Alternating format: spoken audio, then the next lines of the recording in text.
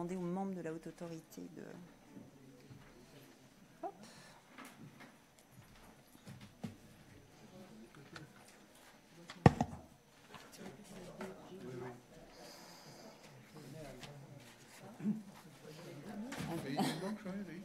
Ah.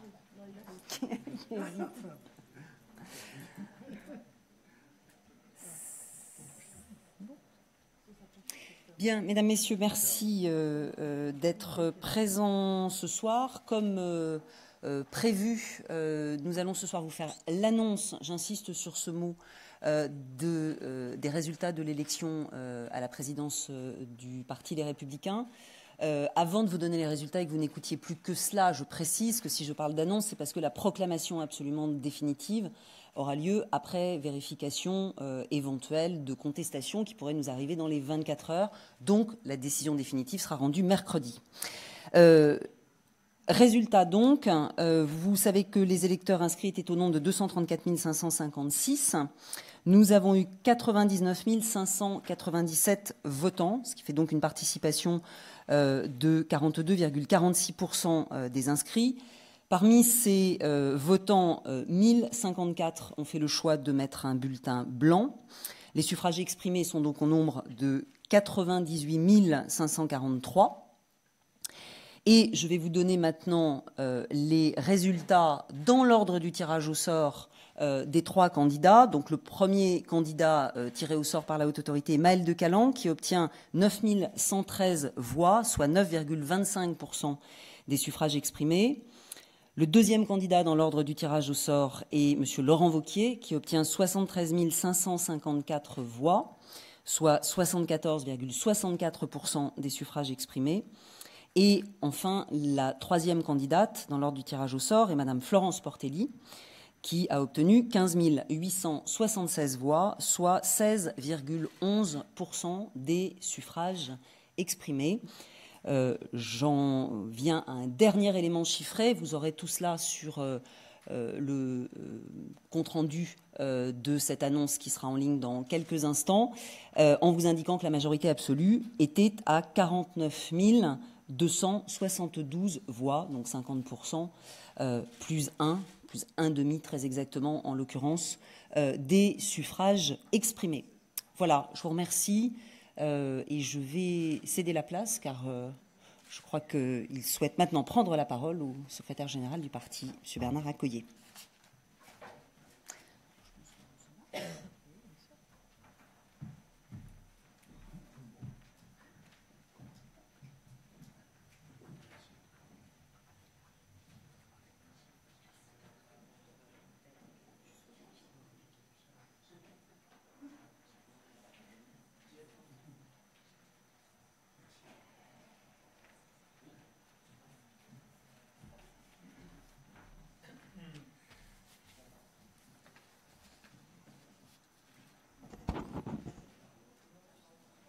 Mesdames, Messieurs, les militants des Républicains ont été nombreux. Ils ont été nombreux à se mobiliser pour l'élection du nouveau président de notre famille politique. On nous annonçait une participation de quelques dizaines de milliers, de 50 000, disait-on. Nous avons eu à peu près 100 000 votes. C'est un succès. C'est d'abord un succès pour notre famille politique, c'est aussi un succès pour la démocratie dans notre pays.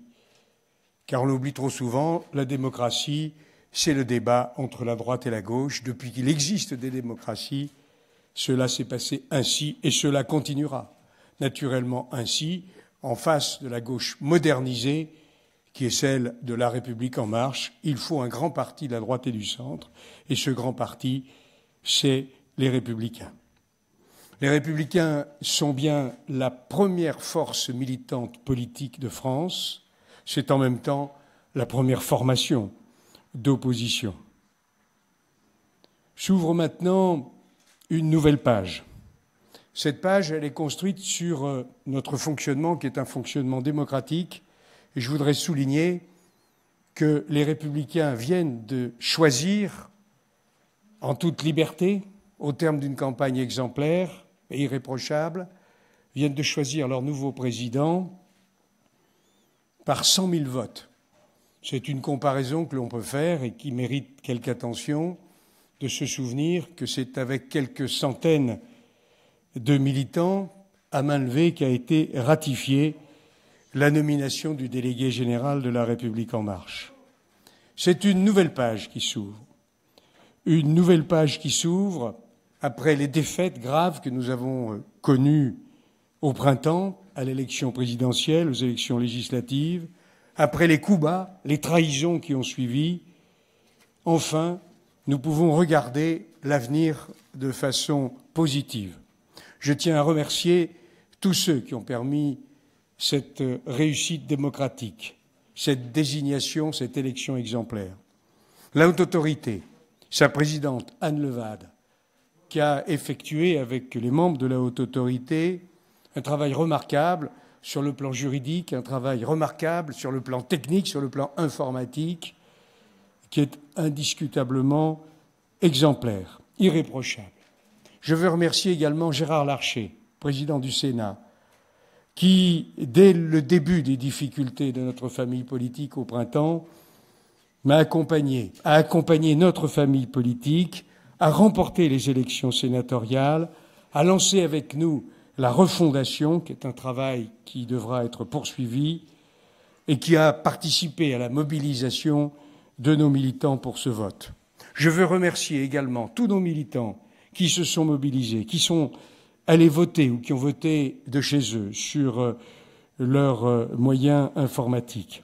Remercier les cadres de nos fédérations, remercier les permanents du siège qui ont fait un travail remarquable et bien sûr remercier et féliciter nos candidats, Florence Portelli, Maël de Calan, qui ont conduit des campagnes également exemplaires avec une mobilisation démocratique qui fait chaud au cœur. Je veux bien entendu saluer le brillant succès de Laurent Wauquiez, féliciter Laurent Wauquiez qui, au terme d'une campagne inlassable de mobilisation, il a fait tout cela malgré les embûches qui étaient sur son chemin et il réussit ce soir à rassembler sur son nom une majorité évidemment importante. Je sais que Laurent Wauquiez rassemblera, qu'il trouvera les moyens de rassembler notre famille politique de la droite et du centre. Je sais qu'il sera le porte-voix de l'opposition, mais aussi une force de proposition.